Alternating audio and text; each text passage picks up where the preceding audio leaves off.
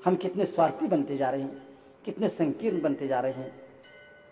हम आज भगवान को बांट रहे हैं, मंदिर को बांट रहे हैं, समाज को बांट रहे हैं, व्यक्ति को बांट रहे हैं, विद्वान को बांट रहे हैं, पत्र पत्रिकाओं को बांट रहे हैं और अपने खुद भी बढ़ते जा रहे हैं। लेकिन किसके लिए? यदि तुम्हारा उत्थान होता तो कोई वो कोई बात नहीं, वो भी अच्छा था। लेकिन आज हम लोग ये सब भूल करके हम अपने दायित्व को, धर्म को, सदाचार और सहानुभूति को सब भूल गए हैं और इस प्रकार के काम करते जा रहे हैं। एक व्यक्ति बीमार पड़ा था, उनके पेट में दर्द हो रहा था। परिवार के लोग पूरा परेशान हो जाते हैं, सोचते हैं क्या करे, कैसे करे, क्या करे, कैसे करे। डॉक्टरों को बुला करके डॉक्टरों को दिखाया जाता है। अनेक प्रकार के वैद्य, अनेक प्रकार के डॉक्टर आकर के दवाई दे करके चले जाते हैं, लेकिन कोई आराम लगने का नाम नहीं।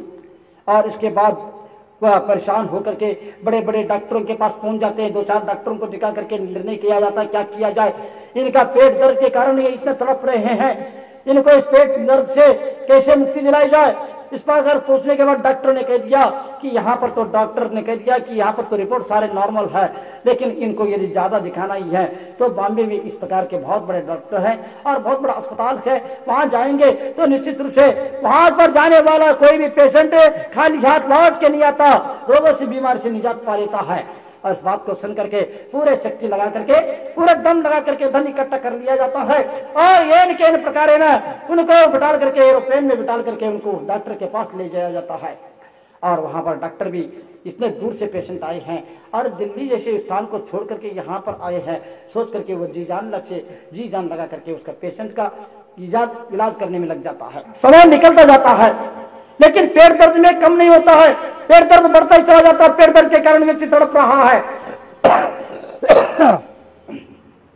पूरा परिवार भी परेशान हो रहा है, आखिर क्या किया जाए, कैसे किया जाए। तब उन्होंने कहा कि सारे चेकअप करा देते हैं और उसके बाद भी रिपोर्ट नॉर्मल आ जाते हैं। डॉक्टर ने सोचा, परेशान हो गया कि यार तो मेरी बदनामी के काम है तो कि आज तक यहाँ से पेशेंट ठीक होकर के जाते हैं और ये पेशेंट ऐसे तड़प रहा है, क्या किया जाए और क्या हो रहा है, कैसे हो रहा है। और उन्होंने पेशेंट से जाकर के पूछा, तुमने क्या खाया पिया, बोलो कि तुमने अधिक मीठा खाया होगा, नमकीन खाया होगा, ये खाया होगा। उन्होंने कह दिया कि मैंने कुछ नहीं खाया, मैं बहुत सिंपल भोजन करता हूँ डॉक्टर साहब, लेकिन मेरे पेट दर्द का कम हो गया क्या? दवाई देने के बाद नहीं, पेट दर्द और बढ़ रहा है। तब डॉक्टर ने धीरे से पूछा, ये बता दो तुम्हारे पेट में दर्द कब से हो रहा है? डॉक्टर ने पूछा कि तुम्हारे पेट में दर्द कब से हो रहा है? पेशेंट कहता है कि मेरा तो 5 खंड के मकान है, लेकिन मेरे सामने वालों का जब से 10 खंड का मकान बन गई है तब से मेरे पेट में दर्द हो रहा है। इसके लिए कोई दवाई नहीं।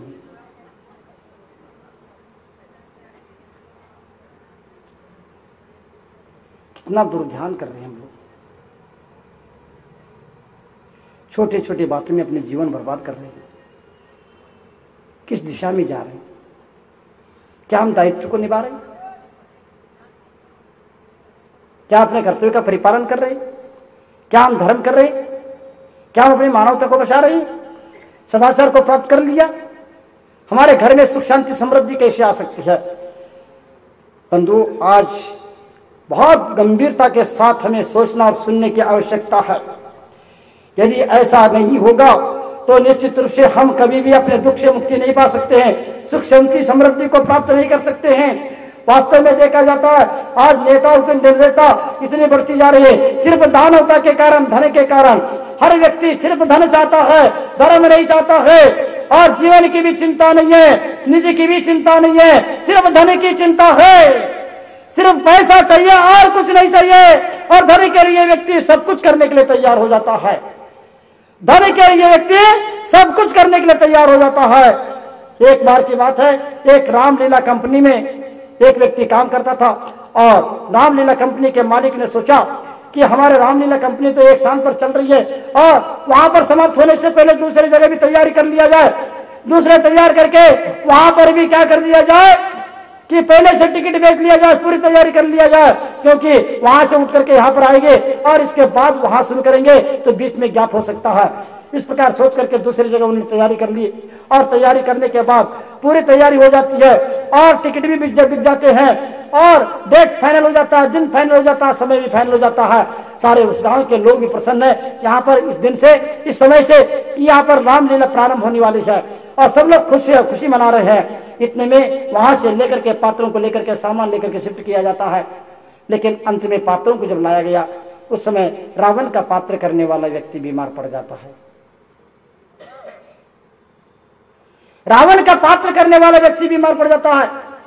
वह रामलीला कंपनी के मालिक परेशान हो जाता है, क्या किया जाए, क्योंकि टिकट बिक चुके हैं, सब समय हो चुका है, सारा काम तय हो गया है, अब क्या हो जाएगा, कैसा हो जाएगा।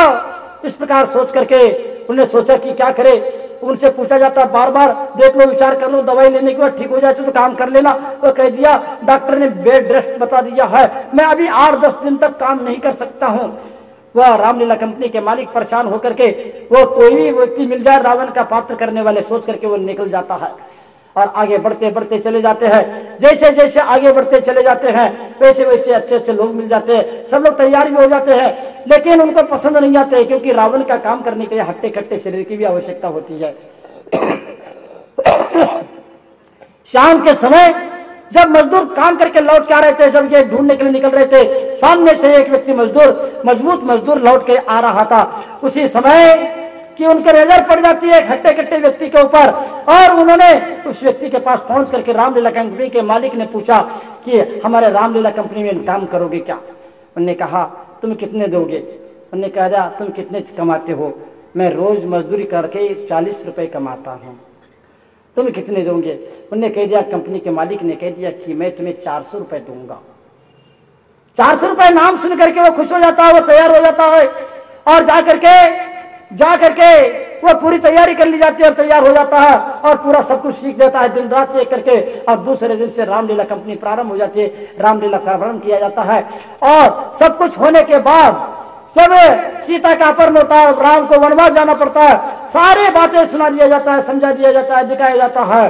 अंतोगत्वा राम रावण का युद्ध का समय आ जाता है, जब रावण का पात्र करने वाला व्यक्ति को एडवांस में 200 रुपए दिया गया था और उनके 200 रुपए बाकी थे और वो सोचता है कि अब मेरा मरने का समय आ गया है, मरने का समय आ गया है। लड़ रहे युद्ध में रणांगन में पड़े हैं और वो सुनकर के जो मारने वाला व्यक्ति है उसको हाथ पकड़ लेता रावण का काम करने वाला और कहता है कि रुको रुको रुको रुको। कंपनी के मालिक ने समझ लिया 200 रुपए इनकी बाकी, इसके लिए कर रहा है।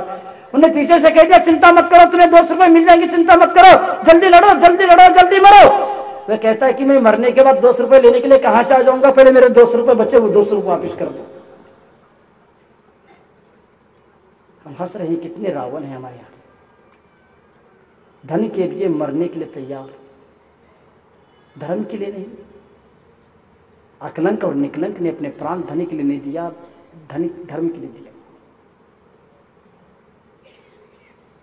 कल्याण के लिए किया। हम धन के लिए मरने को तैयार, प्राण देने को तैयार, रावण का काम करने को तैयार। ये हमारा जीवन बन गया है, ये हमारा स्टैंडर्ड जीवन है।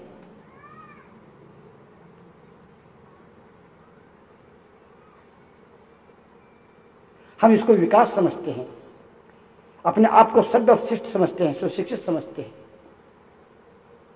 थोड़ा सा रुक जाना बहुत बड़ा काम हो जाएगा, थोड़ा सा रुक जाना बहुत बड़ा काम हो जाएगा।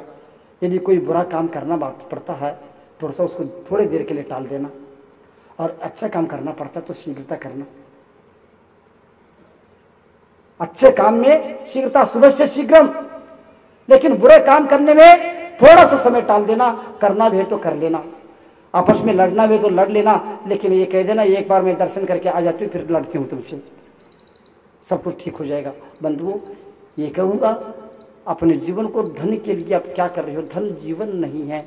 धन का विकास, धन के माध्यम से पेट तो भरा जा सकता है, पेटी भी भरी जा सकती है, मकान का विकास हो सकता है और मकान पर मंजिल बन सकते हैं, कार खरीद सकते हो, धन के माध्यम से सुख के संसाधन को खरीद सकते हो, लेकिन धन के माध्यम से तुम सुख को खरीद नहीं सकते हो। धन का विकास हो सकता है, मकान का विकास हो सकता है, लेकिन आपका विकास हो ये कोई नियम नहीं है। आपका विकास किसके माध्यम से होता है? धन के माध्यम से नहीं, धर्म के माध्यम से होता है। लेकिन हम धन के माध्यम से अपने विकास चाहते हैं। धन ही सब कुछ हो गया है, जीवन नहीं, चेतन नहीं, धर्म नहीं। एक बार आचार्य श्री हम लोगों के लिए समय सागर जी, योग सागर जी और हम इन तीनों को 1989 में चातुर्मास के लिए मुक्तागिरी भेज दिया। हम चातुर्मास के लिए निकल गए। चातुर्मास करके पूरा सानंद संपन्न प्रभावना के साथ मुक्तागिरी के चातुर्मास करके लौट के आ रहे थे। लौटते समय हम छिंदवाड़ा पहुंच गए। छिंदवाड़ा मध्य प्रदेश की एक जिला है। और वहां पहुंचने के बाद मेरे स्वास्थ्य थोड़ा सा नरम था, इसलिए मुझे वहां पर सब लोग रुके।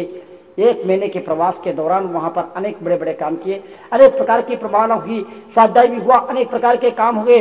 लेकिन कि अस्वस्थता के कारण मैं इस ठंड में धूप में बैठ करके धूप लेता था। लेकिन छुट्टी के जनवरी के छुट्टी में कि सारे लोग स्कूल की छुट्टियां थी, उस समय लड़के अपने अपने पतंग ला करके पतंग उड़ाने में लगे हुए थे। बच्चे, बूढ़े, माता, बहने सब लोग पतंग उड़ा रहे थे। सब लोग पतंग उड़ाने में लगे थे। और कुछ लोग पतंग जो उड़ा नहीं पाते थे वो देख देख करके आनंद लेते थे, समर्थन करके आनंद लेते थे। कोई ताली बजा करके आनंद लेता था, कोई उड़ा करके आनंद लेता था। और हजारों पतंग विशाल आकाश में निराबाद